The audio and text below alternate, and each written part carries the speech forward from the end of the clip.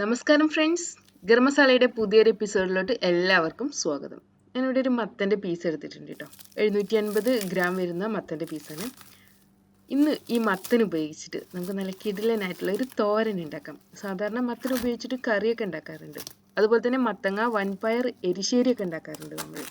എന്നാൽ ഇന്നത്തെ നമ്മുടെ റെസിപ്പി വളരെ ഈസി ആയിട്ട് ഉണ്ടാക്കിയെടുക്കാവുന്നത് നല്ല ടേസ്റ്റി ആയിട്ടുള്ള ഒരു തോരനാണ് ഈ മത്തൻ ഉപയോഗിച്ചിട്ട്. ഞാൻ നേരത്തെ പറഞ്ഞ പോലെ തന്നെ ഒരു 3/4 കിലോ വരുന്ന മത്തനാണ് എടുത്തിട്ടുള്ളത്.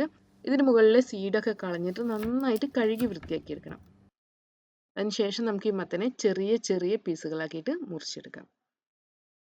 ഈ മത്തൻ കട്ട് ചെയ്യുമ്പോൾ വേണമെങ്കിൽ ഇതിൻ്റെ പുറത്തെ തോട് നമുക്ക് കളയാം കേട്ടോ. പക്ഷെ എനിക്ക് തോടോട് കൂടെയാണ് മത്തൻ കഴിക്കാൻ ഇഷ്ടം, അതുകൊണ്ട് ഞാൻ തോട് കളയുന്നില്ല. ഇനി ഇങ്ങനെ മുറിച്ചെടുത്ത മത്തനെ നമുക്ക് മാറ്റി വയ്ക്കാം. അടുത്തതായിട്ട് ഞാനിവിടെ ഒരു ഫ്രൈങ് പാൻ എടുത്തിട്ടുണ്ട്. ഇതിലോട്ട് നമുക്ക് എണ്ണ ഒഴിക്കാം. 2 ടേബിൾ സ്പൂൺ വെളിച്ചെണ്ണയാണ് ഞാൻ ഒഴിക്കുന്നത്. നമ്മുടെ വെളിച്ചെണ്ണ നന്നായിട്ട് ചൂടായി വരട്ടെ. ഇനി ഇതിലോട്ട് ഞാൻ 1 ടീസ്പൂൺ കടുക് ചേർത്തിട്ട് പൊട്ടിച്ചെടുക്കുകയാണ്.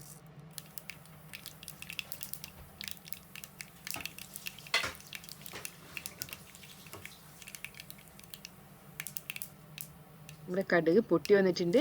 ഇതിലോട്ട് നമുക്ക് വറ്റൽമുളക് ചേർക്കാം. 2 വറ്റൽമുളകും കുറച്ച് കറിവേപ്പിലയും കൂടെ ചേർക്കാം. നന്നായിട്ടൊന്ന് ഇളക്കിയതിന് ശേഷം നമ്മൾ നേരത്തെ ചോപ്പ് ചെയ്ത് വെച്ചിട്ടുള്ള മത്തൻ ഇതിലോട്ട് ചേർക്കാം. മത്തൻ കൊണ്ടുള്ള തോരൻ അധികപേരും ട്രൈ ചെയ്യാത്തൊരു റെസിപ്പി കേട്ടോ. പക്ഷെ നല്ല ടേസ്റ്റാണ് ഈ മത്തൻ തോരന്. നന്നായിട്ട് മിക്സ് ചെയ്തിട്ട് ഇത് അടച്ച് വെക്കാം. നമ്മുടെ മത്തന് ഒന്ന് കുക്കായി വരട്ടെ. മീഡിയം ഫ്ലെയിമിൽ വെച്ചാൽ മതി. അടുത്തതായിട്ട് ഞാൻ തേങ്ങയുടെ അരപ്പ് റെഡിയാക്കി എടുക്കുകയാണ്. ഇവിടെ ഞാൻ 1 കപ്പ് തേങ്ങ എടുത്തിട്ടുണ്ട്. ഇതിലോട്ട് 3 ചെറിയ ഉള്ളി ചേർക്കുന്നുണ്ട്. ഒരു വലിയ വെളുത്തുള്ളി എടുത്തിട്ടുണ്ട്. അതുപോലെ തന്നെ 2 പച്ചമുളക് എടുത്തിട്ടുണ്ട്.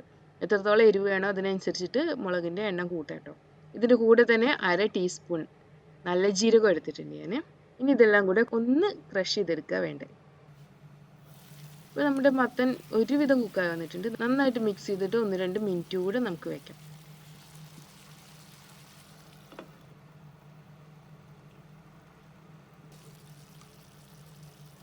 ഇനി നമ്മൾ നേരത്തെ ക്രഷ് ചെയ്ത് വെച്ചിട്ടുള്ള ഐറ്റംസ് ഒക്കെ ഈ മത്തനിലോട്ട് ചേർത്തിട്ട് ഒന്നുകൂടെ മിക്സ് ചെയ്തെടുക്കാം. നമുക്കൊരു 2-3 മിനിറ്റ് അടച്ചു വെച്ചതിന് ശേഷം ഫ്ലെയിം ഓഫ് ചെയ്യാം. നമ്മൾ ടേസ്റ്റി ആയിട്ടുള്ള മത്തൻ തോരൻ റെഡി ആയിട്ടുണ്ട്. വളരെ ഈസി ആയിട്ട് ഉണ്ടാക്കിയെടുക്കാവുന്നതാണ് കേട്ടോ. ഒരുപാട് സമയമൊന്നും വേണ്ട, ഒരുപാട് സ്ട്രെയിൻ ഒന്നും എടുക്കേണ്ട, ഈസി ആയിട്ട് ഉണ്ടാക്കാവുന്ന ഒരു റെസിപ്പിയാണിത്. ഫ്രണ്ട്സ്, അങ്ങനെ നമ്മുടെ ഈസിയും ടേസ്റ്റി ആയിട്ടുള്ള മത്തൻ തോരൻ റെഡി ആയിട്ടുണ്ട്. ചൂട് ചോറിൻ്റെ കൂടെ നല്ലൊരു കോമ്പിനേഷനാണിത്. എല്ലാവരും ട്രൈ ചെയ്ത് നോക്കണം. വീണ്ടും നല്ല അടിപൊളി റെസിപ്പികളുമായിട്ട് നമുക്ക് അടുത്ത ദിവസം കാണാം. Thanks for watching. Thank you.